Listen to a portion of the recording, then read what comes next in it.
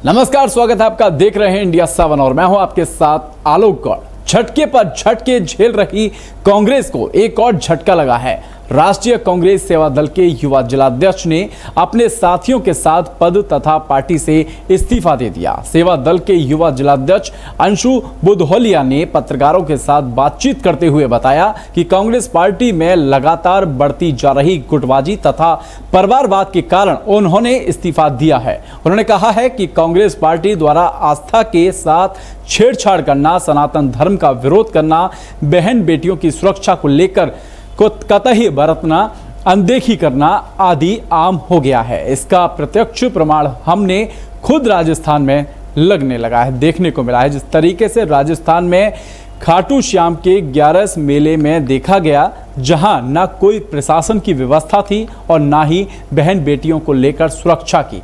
निश्चित रूप से यह कांग्रेस सरकार का फेल्योर ही कहा जाएगा कि राजस्थान में प्रशासन की गुंडागर्दी एवं मनमानी के आगे वहां आने जाने वाले देश भर के भक्तों को कोई सुरक्षा नहीं दी जा रही। उन्होंने कहा कि वह जल्द ही भारतीय जनता पार्टी की सदस्यता ग्रहण करेंगे।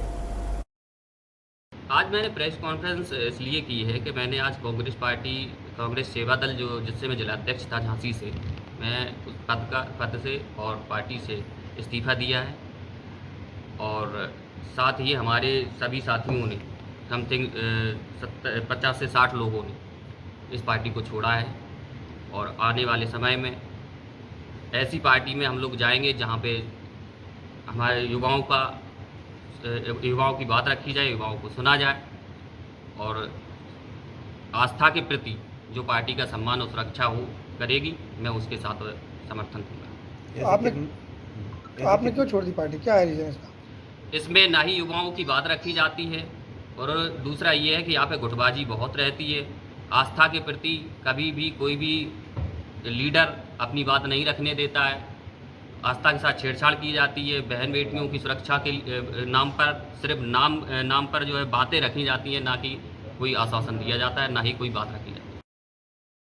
विद्यालय छूटने के समय लगने वाले ट्रैफिक के निस्तारण के लिए जिलाधिकारी सहित पुलिस ज्वाइंट कमिश्नर निरीक्षण के लिए निकले हैं। वहीं निरीक्षण के दौरान जिलाधिकारी और ज्वाइंट कमिश्नर ने यातायात नियमों के बारे में अभिभावकों को जागरूक किया है।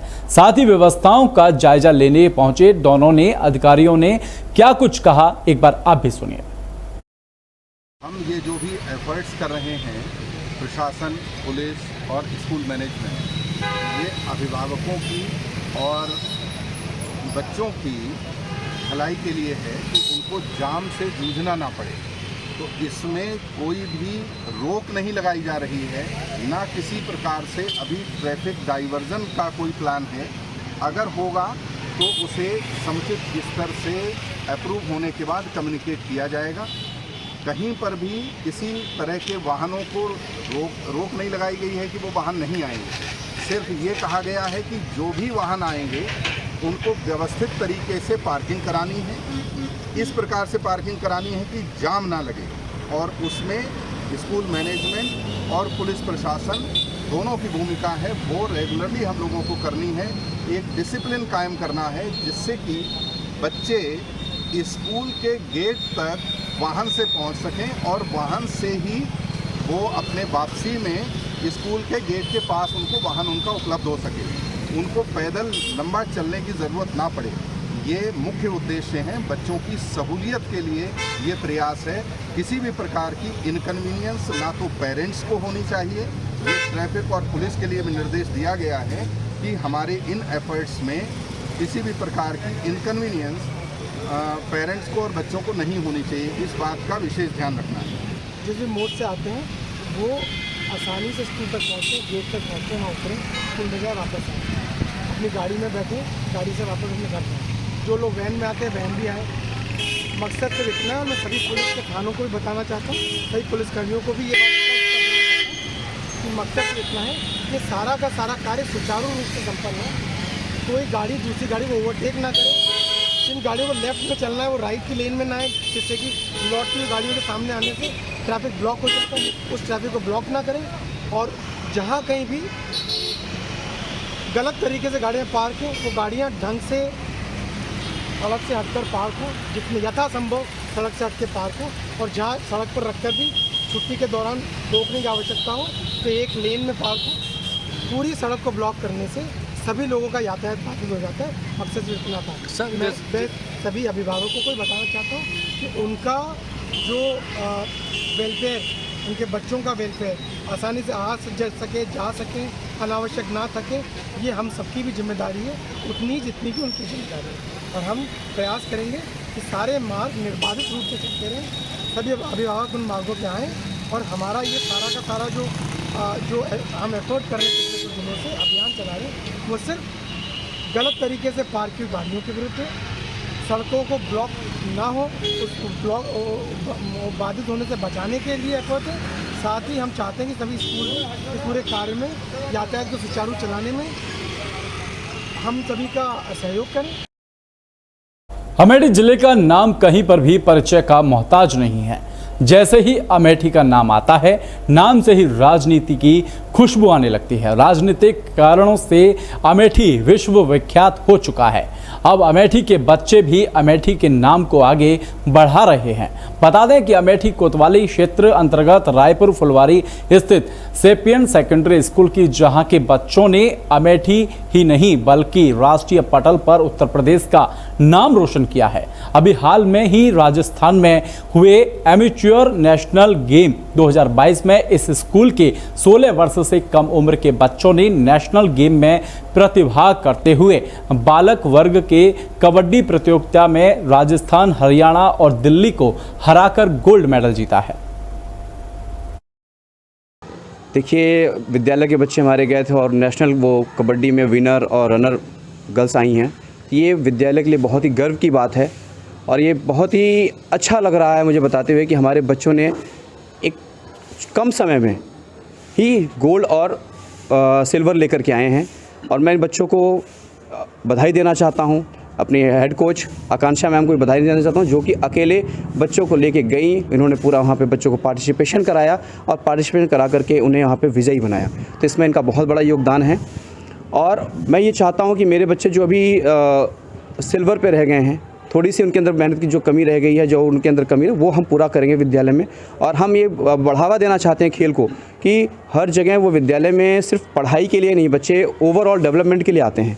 तो ये उनके भविष्य के लिए बहुत अच्छा है कि अभी इसमें जैसा हमें वहाँ से सूचना मिल रही है कि हो सकता है 2 से 3 बच्चे हमारे इंटरनेशनल के लिए टीम के लिए भी सेलेक्टेड हों।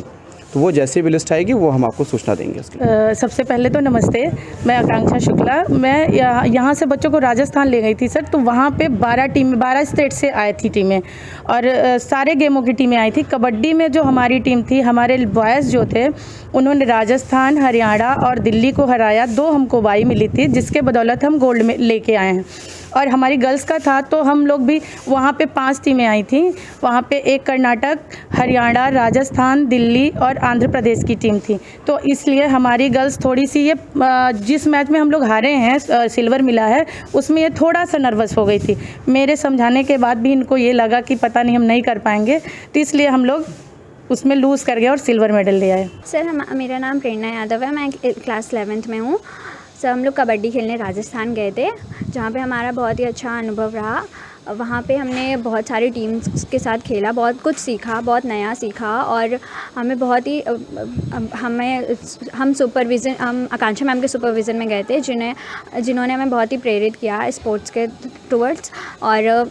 और बहुत अच्छा था वहाँ पे सब कुछ। वहाँ के जो अदर टीम के प्लेयर्स थे वो भी बहुत अच्छा खेल रहे थे और हमें बहुत अच्छा लगा रनर जीत के, सिल्वर मेडल जीत के। तो आगे जो अभी आपने सिल्वर जीता है, गोल्ड के लिए अभी कितना प्रयास बाकी है और उसको कैसे पूरा करोगे? गोल्ड के लिए हम बहुत मेहनत करेंगे, हम बहुत प्रैक्टिस करेंगे और हम चाहते हैं कि हम आगे चल के गोल्ड जीतें।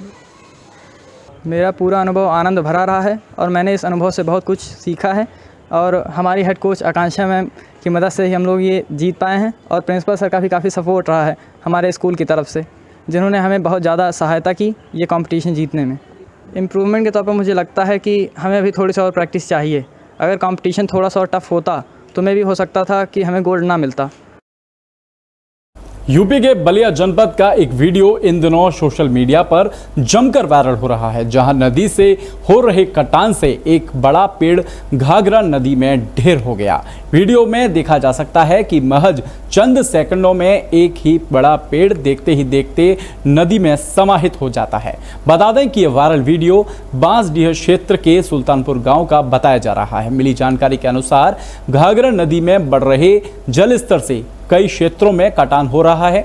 इसी कटान के दौरान एक बड़ा पेड़ देखते ही देखते घाघरा नदी में समा गया। वहीं नदी का भारी बारिश के कारण बढ़ रहे जलस्तर से ग्रामीणों को काफी दिक्कतों का सामना करना पड़ रहा है।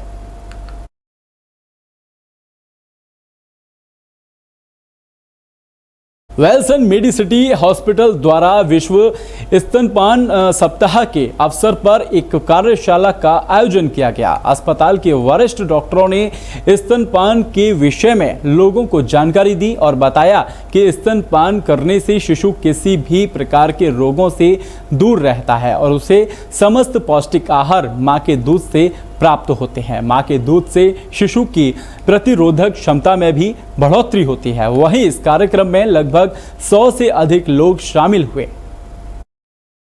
जनरल डिपार्टमेंट्स हैं और सुपर स्पेशलिटी डिपार्टमेंट है। किसी भी बीमारी से पीड़ित कोई भी मरीज होगा वो यहाँ पे आएगा तो उसका पूरी तरह इलाज किया जाता है।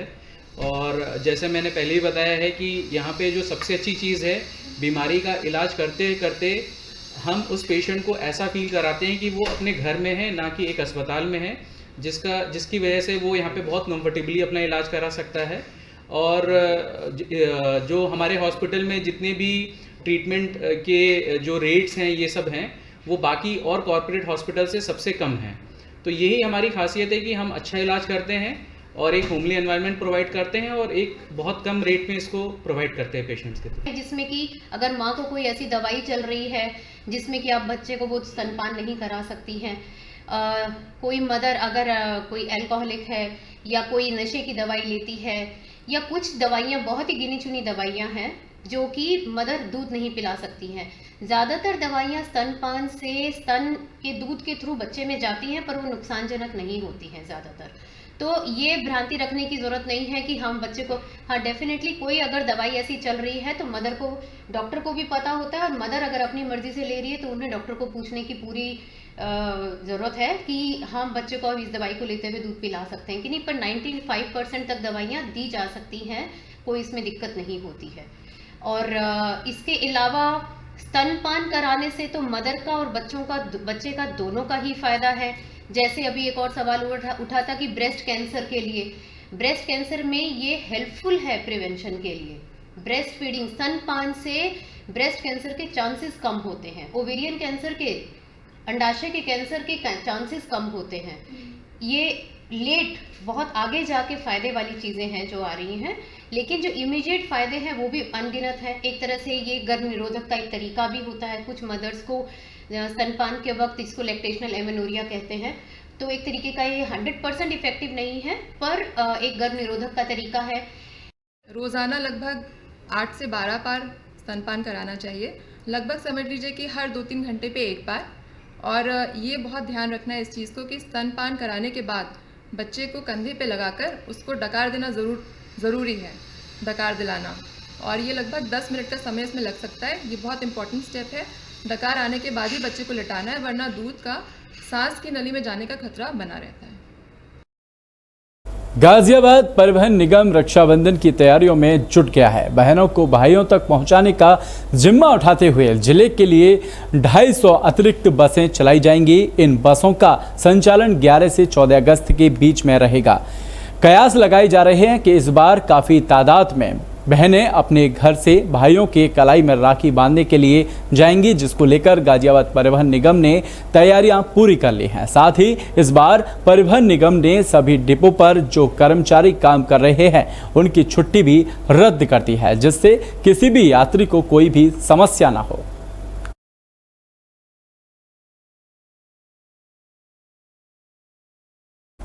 पुराने बर्तनों के बदले में नए बर्तन देने के साथ ही पुराने आभूषण के बदले नए आभूषण देने की लालच में कुछ महिलाएं ठगी का शिकार हो गईं। ठगी का शिकार महिलाओं ने मऊरानीपुर कोतवाली पहुंचकर मामले की जानकारी पुलिस को दी। बता दें कि मऊरानीपुर के गांधी आश्रम के पास रहने वाली 2 युवतियों ने कोतवाली पुलिस को दिए गए प्रार्थना पत्र में बताया कि 2 अज्ञात महिलाएं उनके घर आई थीं, साथ ही पुराने बर्तन के बदले में नए बर्तन दे गईं। फिर वह अगले दिन आए और पुराने बर्तनों के बदले फिर नए बर्तन देने के साथ अलावा सोने चांदी के आभूषणों को भी नया करने का लालच उक्त महिलाओं को द्वारा दिया गया। इसके पहले मऊरानीपुर निवासी महिलाएं कुछ समझ पाती, अचानक महिलाओं ने अपने कान में पहने हुए आभूषण, मंगलसूत्र, अंगूठी महिलाओं को दे दी। साथ ही महिलाओं के वापस लौटने का इंतजार करने लगी, लेकिन सोने चांदी के आभूषण लेकर महिलाएं गायब हो गईं।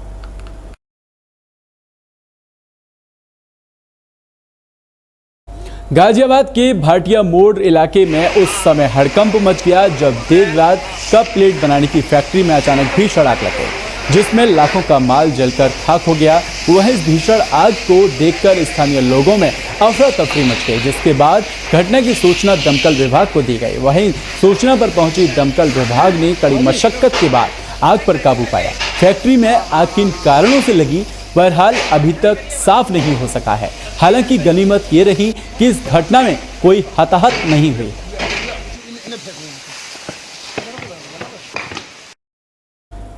बलिया के नगरा थाना क्षेत्र के एक गांव में युवती के साथ हुए गैंगरेप से पूरे गांव में हड़कंप मच गया है। बता दें कि 4 युवकों के खिलाफ मामला दर्ज किया गया है।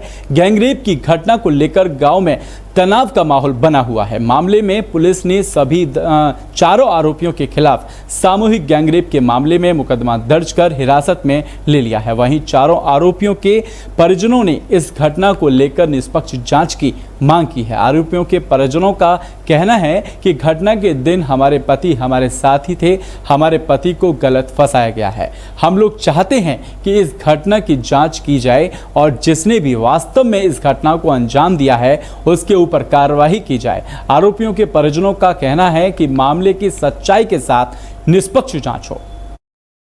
आदमी बना 3 लड़का बना लो, 3 हम लोग के कुल जना के फसाल बस साज किया चल वजन नहीं। और हमारे आदमी के 3 दिन पहले आएगा कहाँ से वो कहीं नहीं कोई हमारी लंग ही रहा बाकी साजिश कैल हाँ झूठे बना के केस में सब पैसा खातिर मांगत है लोग 20 लाख रुपया बताएं तो मैंने कहाँ से 20 लाख रुपया दिहल जाए। हाँ तो कहते रही कि सुलह ना कर तो 20 लाख रुपया दो जा तभी हमने का सुलह कर है नहीं। अब हमने का गरीब आदमी बन जाए मजूरा वाला तो कहाँ से हमने का दिहल जाए। हाँ 4 गो आदमी के जिंदगी खराब ही लड़की कर दिया। तीसरी आई 3 मेरे लड़की भाग चुकल गया। आई चौथी वाली लड़की हमने के केस में ये 4 आदमी के फंसले गया। 4 लड़के निर्दोष लड़के को फर्जी गैंगरेप के मामले में फंसाया गया है। ऐसे लड़के को जो इस लड़की के 4 चाचे हैं सर, जिसको पूरा गांव मानने को तैयार नहीं कि सागा चाचा ऐसा कर सकता है। और लड़की जो कि 3-4 बार पहले गांव के बाहरी लड़कों के साथ भाग चुकी है और उसकी जो चाची है वो अपने पास रखकर उस लड़की से धंधा कराती है केवल और पैसा कमाती है। पहले बाहरी लड़कों से करती थी, अब गाँव के लड़कों को करके कल थाने में सब गाँव सभा के सामने कह रहे थे कि 20 लाख रुपया दिए तो मुकदमा कराएंगे। ऐसे लोग फंसे हैं जो पूरा अपना घर द्वार बेचेंगे तो 20 लाख नहीं दे पाएंगे। फर्जी फंसाया गया है। हम लोग पूरे ग्राम सभा के लोग मांग करते हैं कि न्यायिक जांच करके और निर्दोष बच्चों को बचाया जाए और जो धंधा कर रहे हैं उन पर कार्रवाई किया जाए कि फिर दूसरे के साथ कोई घटना घट न सके। कल थाना नगरा में एक दुष्कर्म के संबंध में 4 लोगों के विरुद्ध तहरीर थाने पर प्राप्त हुई, जिसमें 30 तारीख की घटना बताई गई है। तत्काल पुलिस ने उस प्राप्त तहरीर पर संबंधित धाराओं में अभियोग पंजीकृत कर लिया है। पीड़िता का मेडिकल और 164 की जो अन्य कार्रवाई होनी है वो कराई जा रही है। जो नामित 4 अभियुक्त हैं उनको हिरासत में लेकर के पूछताछ की जा रही है। ये 4 अभियुक्तों में जांच में आया है कि ये सभी पीड़िता के गांव के हैं, जिसमें से 2 लोग उसके खानदान के ही हैं जो उनके चाचा लगते हैं। इस पूरे प्रकरण की गंभीरता से जांच की जा रही है। जो भी अग्रेतर वैधानिक कार्रवाई है वो कार्रवाई की जाएगी। पूछताछ की जा रही है, हिरासत में लेकर के पूछताछ की जा रही है। 4 लोग हैं, 4 लोग जो नामजद हैं। बहरहाल इस बुलेटिन में सिर्फ इतना ही। देश और दुनिया की खबर देखने के लिए देखते रहिए इंडिया 7। नमस्कार।